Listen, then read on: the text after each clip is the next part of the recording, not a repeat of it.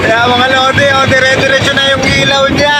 Ito nga yung ating ipan. At marami nagsabi na i-try daw natin ito sa ilog na may umaagos na tubig o kaya doon daw sa kanal. So dito ko na lang itatry sa tricycle mga lodi para mas malapit.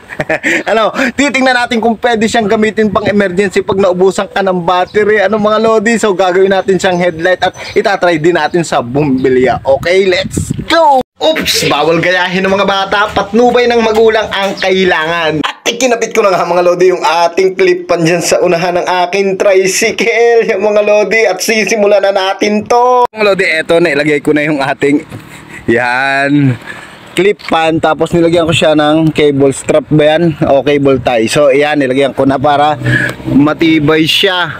Yo mga lodi, eto, simulan na natin. Yan, idadrive na ito ni Pinsan Angelo kasi ako magbibideo. Okay, let's go! Yan.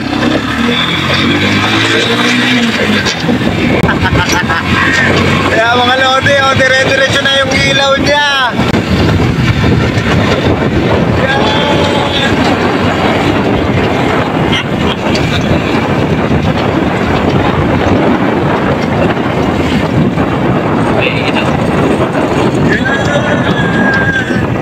Ayos, nailaw. Ngayon, pag itinigil natin, yung mga lodi, tumigil kami at kita nyo naman, oh, wala na siyang ilaw. So pwede siya sa emergency sa tricycle pag nawalan ka ng ilaw yung mga lodi, oh. O diba? So balik na kami mga lodi. At habang bumabalik nga kami mga lodi, kita nyo naman, oh, dire-diretso ang ilaw niya. At napaisip ako na pwede ito nga sa ibabaw ng bubong, halimbawa at walang kuryente pagkatapos ng bagyo. Yo mga lodi, yun, ayos na ayos at tuloy-tuloy yung kanyang ilaw habang umaandar yung motor yung mga lodi, oh. Mahangin pero yan, umiilaw yung mga lodi yan, oh. Diba? So ngayon ang gagawin ko mga lodi, so ilalagay ko itong wire nitong electric pan dito sa ginagamit kong headlight. Yan mga lodi. So titingnan natin kung okay din siya, ano mga lodi. Okay. Yan mga lodi, yan, ikabit ko na ito yung ginagamit kong headlight. Yan mga lodi, naikot siya. Tapos nailaw na yung headlight natin.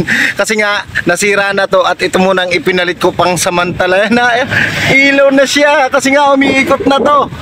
Oh. So hindi pa natin natatry pero gumagana na siya. Yung mga lodi, kita nyo naman, oh.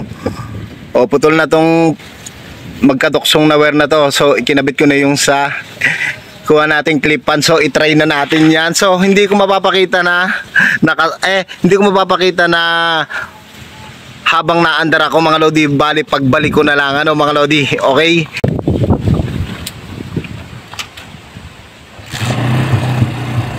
Yo mga lodi, simulan na natin to.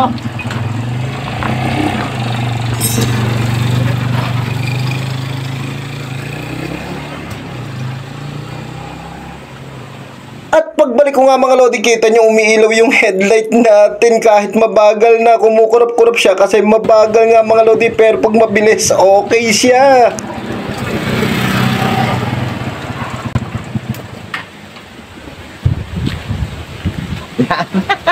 So, mga lodi, kita nyo naman ang mga nangyari. So kayo na ang bahalang humusga. Para sa akin mga lodi, pwede siyang pang emergency. Halimbawa na ubusan ka ng battery at wala kang ilaw sa headlight, ano, pwede rin to sa itaas ng bubong, kaso hindi ko palang natatry, ano. So okay mga lodi.